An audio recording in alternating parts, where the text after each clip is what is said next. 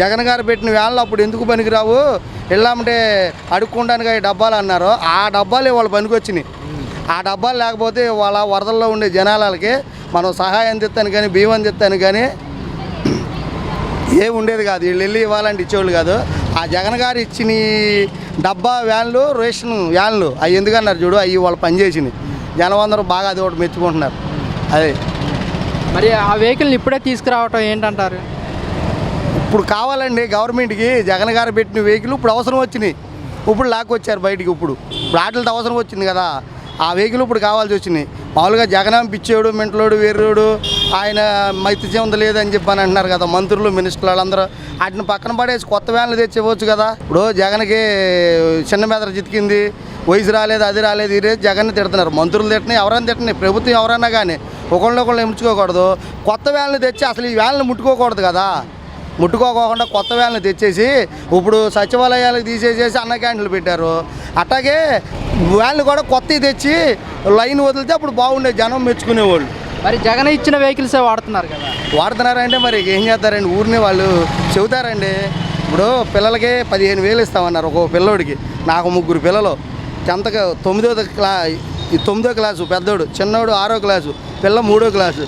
ఏవి లేవు, బుక్కులు లేవు, పిల్లలకి అన్నం కూడా సరిగ్గా బాగోట్లేదంట. మా పిల్లలు ఇటువరకే వెళ్ళిపోయేవాళ్ళు, పప్పు చెక్కలు ఇస్తే తెచ్చుకు తినేవాళ్ళు. 3 పిల్లలు వెళ్ళి తినేవాళ్ళు, వెళ్ళిపోతామమ్మా అన్నాను కానీ వాళ్ళు ఇప్పుడు వాళ్ళ అమ్మ క్యారేజీ కడితే కానీ వెళ్తారు స్కూల్కి. ఏంటమ్మా అంటే బాగోట్లేదమ్మా, పురుగులు ఉంటున్నాయి, అవి ఉంటున్నాయి అని చెప్పని అంటున్నారు. 3 పిల్లలకు కూడా ఇంటికాడ నుంచి క్యారేజీ పంపిస్తున్నామండి. అవునండి. గత ప్రభుత్వంలో ఎలా ఉంది స్కూల్స్? ప్రభుత్వంలో బ్యాగులు 3 ఇచ్చేవాళ్ళు, 3కి బుక్స్ ఇచ్చేవాళ్ళు. ఏదో లేని ఏదన్నా ఉంటే రాస్తే 1-2 కొనుక్కొచ్చినేవాళ్ళు. మొన్న మాస్టర్లు రాసిస్తే మొత్తం బుక్కులు అవి కొనుక్కొచ్చా. పిల్లలకి బ్యాగులు కూడా కొనుక్కొచ్చాము, ఏమీ ఇవ్వలేదు. మరి మా ఆవిడకి కూడా 15,000 వేస్తాం, 1,500 వేస్తామన్నారు నెల. 1,500 వేస్తున్నారు అని అంటే నేను లైన్లో ఉండేవారు. అమ్మ నెల 1,500 వస్తే బాగానే ఉండదు, వేసేస్తారు కదా. ఏమీ లేదు. క్యాష్ సర్టిఫికేట్ అన్నారు, ఇన్కమ్ సర్టిఫికేట్ అన్నారు. అసలు మీది ఎక్కడ, మీ క్యాష్ ఏంటి, మీరు ఎవరో పుట్టారు, మీరు ఎట్ట పుట్టారు, ఎప్పుడు పుట్టారు, ఇవన్నీ అడుగుతున్నారు. అవన్నీ ఎక్కడ ఉంటాయి? ఇప్పుడు మేము మనుషులమేగా, పుట్టి 42 ఏళ్ళు, మా ఆవిడకి 20 ఏళ్ళు దాటినాయి కదా. అవన్నీ అప్పుడు లేని ఇప్పుడు వచ్చి అడిగితే ఇప్పుడు ఎక్కడ తెస్తాం, దొరుకుతాయా? మా నాన్నవాళ్ళు లేరు, వాళ్ళ అమ్మ నాన్నవాళ్ళు లేరు. అవన్నీ తేడానికి నీ డేట్ ఆఫ్ బర్త్ కావాలంట, నువ్వు ఎక్కడ పుట్టిందో కావాలంట. నువ్వు ఎక్కడ పుట్టిందంటే మేము పుట్టి పెరిగాము, 3 పిల్లలకు అన్నాము, 3 పిల్లలు మేము, మీరు మాదిగోళ్ళు అని అనడానికి నిదర్శనం ఏంటంటే మేము మాదిగోళ్ళం అని చెబితేనేగా.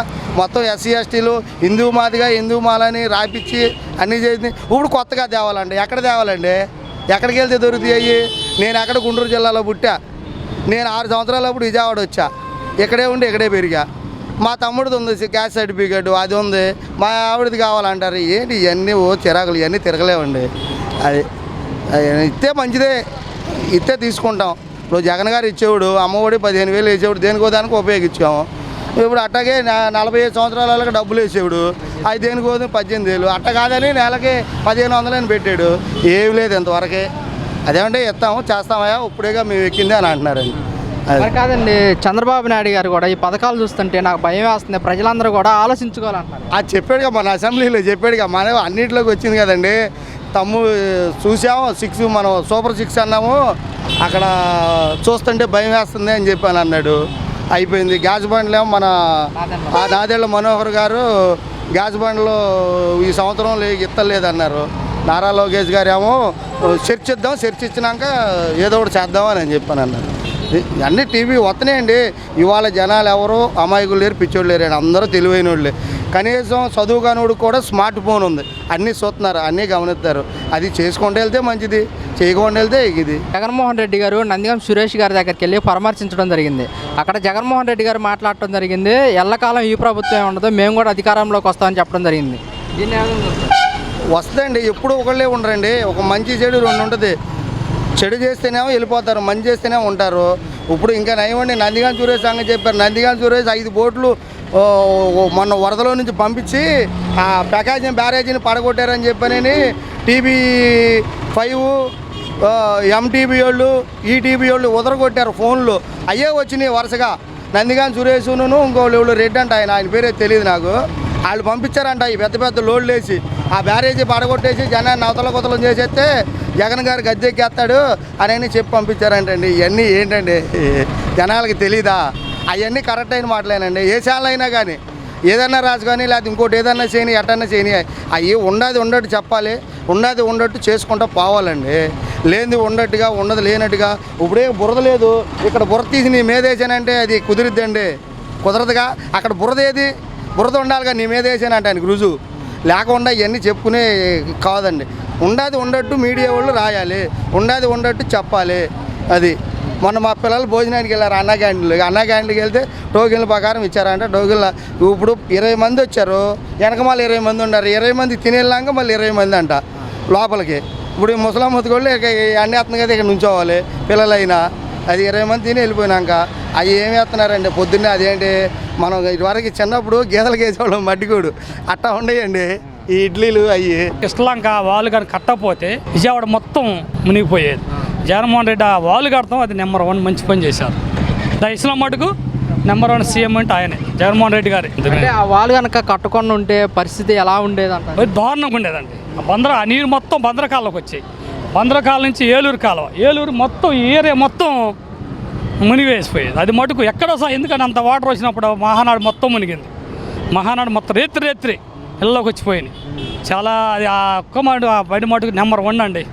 చేసిన వాళ్ళు ఎప్పుడైనా సరే చంద్రబాబు నాయుడు గారు, పవన్ కళ్యాణ్ కానీ చేసిన వాళ్ళు ఏ పార్టీ అయినా సరే నెంబర్ 1 చెప్పుకోవాలి.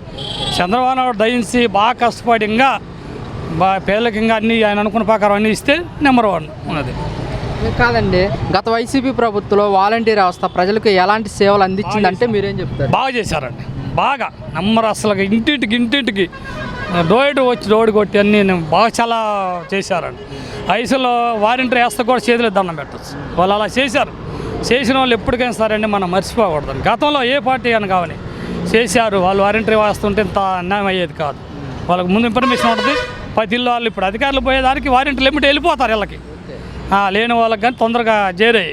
అది కరోనా కష్టకాలంలో వాలంటీర్ వ్యవస్థ ప్రజలను ఎలా కాపాడిందంటే మీరేం చెప్తారు? దేవుళ్ళు అండి, వాలంటీర్ వ్యవస్థ ఒక దేవుళ్ళు. నేను మా ఇంట్లో మా 2 పిల్లలు వస్తే వాళ్ళు మాకు ఏ కావాలంటాయి, మా ఇంటి ముందుకు వచ్చి అన్ని పాలు కానీ ఏ కావాలంటాయి మొత్తం అడిగి మందులు అన్నీ చాలా చేశారండి. చేసిన వాళ్ళు మనం ఎప్పుడు మా జగన్మోహన్ రెడ్డి కానీ చేశాడు, చేయలేదని ఆయన మనం తప్పుగా అంటల్లా. ఆయన చేసిన బాగుంది. వాలంటీర్ వ్యవస్థ కానీ సచివాలయాలు కానీ అన్నీ నెంబర్ 1గా ఉన్నాయి. శుభ్రంగా చంద్రబాబు నాయుడు, పవన్ కళ్యాణ్ కూడా వాళ్ళు ఆలోచించుకొని ఎన్ని మనం జాగ్రత్తగా చేస్తే మటుకు మళ్ళీ వాళ్ళకి అవకాశం లేకపోతే మటుకు అది వాళ్ళు చూసుకోవాలి. అన్నీ మరి ఈ ప్రభుత్వంలో వాలంటీర్ వ్యవస్థ లేదు కదా.